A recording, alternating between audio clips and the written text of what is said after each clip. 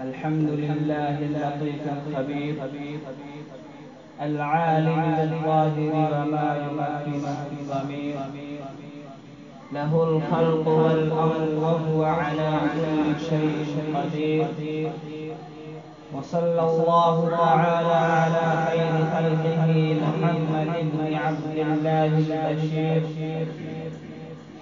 أما بعد فأعوذ بالله من الشيطان الرجيم بسم الله الرحمن الرحيم يا أيها الناس اتقوا ربكم إن زلزلة الساعة شيء عظيم يوم ترونها تذهل كل مرضعة عما أرضعت وتضع كل ذات حمل حملها وترى الناس سكارى وما هم بسكارى ولكن عذاب الله شديد صدق الله العظيم. اللهم صل على سيدنا محمد وعلى آل سيدنا محمد وبارك وسلم. اللهم صل على سيدنا محمد وعلى آل سيدنا محمد وبارك وسلم. اللهم صل على سيدنا محمد وعلى آل سيدنا محمد وبارك وسلم. میرے محترم بزرگوں اور دوستوں، گزشتہ جمعے میں آپ حضرات کے سامنے آخرت کی جو سب سے پہلی منزل ہے، جو قبر کی منزل ہے، اس کے بارے میں آپ کے سامنے کچھ باتیں پیش کی گئی تھیں.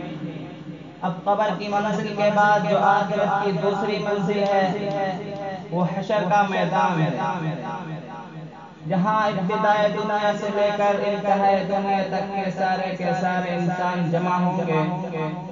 اول و آخر کا اجتماع ہوگا، نفسی کا عالم ہوگا، کوئی کسی کا پرسان حال نہیں ہوگا، کوئی کسی کا مددگار نہیں ہوگا.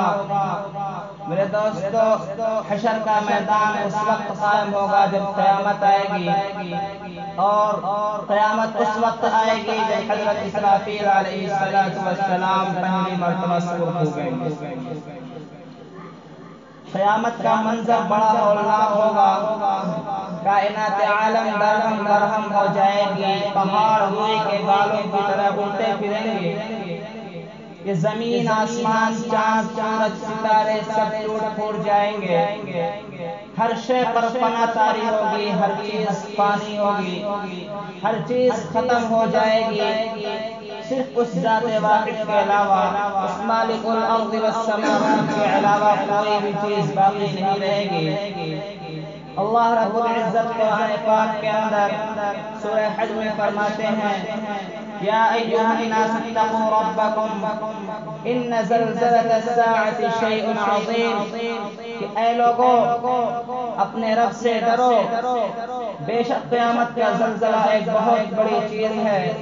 یوم ترونها تذهل كل مرضعة عما أرضعت وتضع كل ذات حمل حملها وترى الناس سكارى وما هم بسكارى، کہ جس دن تم دیکھو گے کہ بھول جائے گی ہر دودھ پلانے والی اپنے دودھ پلائے ہوئے کو، جس دن تم دیکھو گے کہ ڈال دے گی ہر حمل والی اپنا حمل، اور تم لوگوں کو نشے کی حالت میں دیکھو گے، در حقیقت وہ نشہ نہیں ہوگا، ولیکن عذاب اللہ شدید، لیکن اللہ کا عذاب سخت ہے.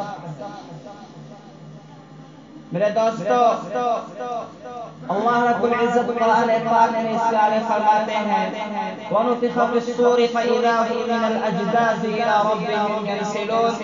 جب حضرت اسرافیل علیہ السلام دوبارہ سور پھونکیں گے تو سارے کے سارے انسان اپنی قبروں سے نکل کر میدان حشر کی طرف چل پڑیں گے، اپنے رب کی طرف چل پڑیں گے، اور قبروں سے نکل کر میدان حشر میں جمع ہونے والے کس حال میں ہوں گے؟ بالکل ننگے، جسم پر لباس نام کی کوئی چیز نہیں ہوگی۔ حضرت عائشہ صدیقہ رضی اللہ تعالی عنہا نے فرمایا کہ اے اللہ کے نبی جناب محمد رسول اللہ صلی اللہ علیہ وسلم، اس وقت تو بڑی شرم آئے گی جب لوگ ایک دوسرے کو دیکھیں گے، بغیر لباس کے دیکھیں گے۔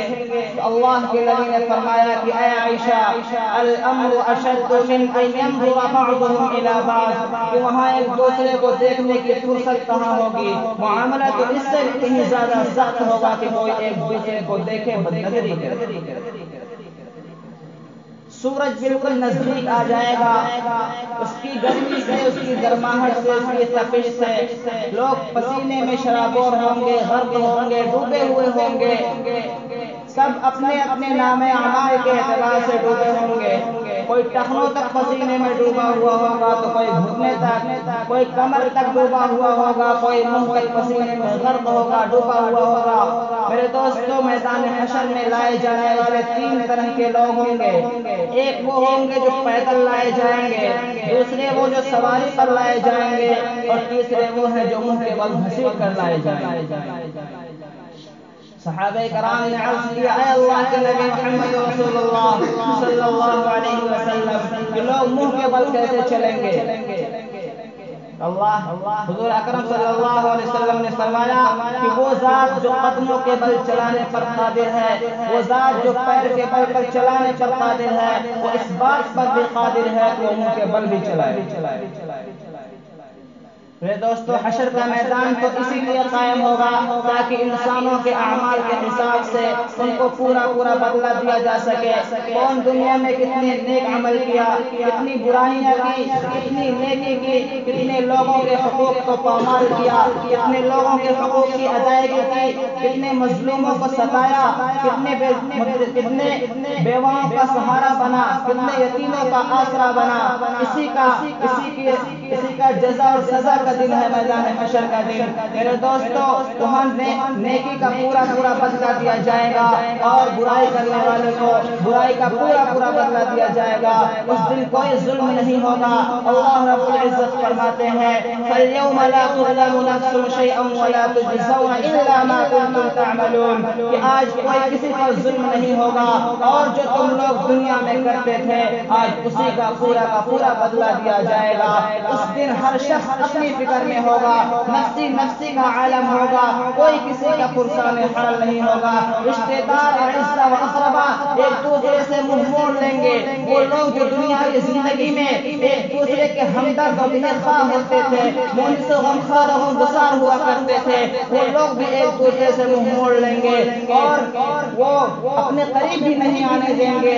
غرضے کی ہر شخص ایک دوسرے سے بھاگے گا۔ قرآن نے اس کا نقشہ کھینچا ہے یوم یفر المرء من اخیہ وامہ وابیہ وصاحبتہ وبنیہ لکل امرئ منہم یومئذ شأن یغنیہ۔ اس دن باپ بیٹے سے الگ تھلگ ہو جائے گا، بیٹا باپ سے بھاگے گا، بیٹی ماں سے بھاگے گی، شوہر اپنی بیوی سے الگ تھلگ ہو جائے گا۔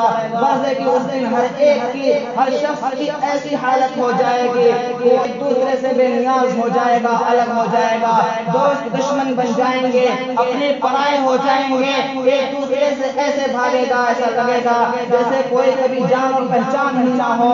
اللہ رب العزت فرماتے ہیں الاخلاء یومئذ بعضهم لبعض عدو الا المتقین، کہ دوست دشمن بن جائیں گے سوائے متقیوں کے،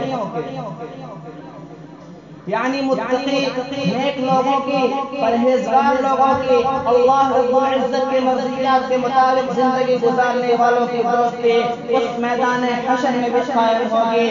لیکن رب چاہے زندگی کو چھوڑ کر من چاہے زندگی گزارنے والے ایک دوسرے کے دشمن نظر آئیں گے، ایک دوسرے کی نظروں سے چھپتے پھریں گے کہ کہیں ایسا نہ ہو کہ ہم سے مدد کا مطالبہ کر لے، ہم سے کوئی نیکی مانگ لے۔ میرے دوستو، میدان حشر میں جب انسانوں کا پر ٹھاٹھے مارتا ہوا سمندر ہوگا.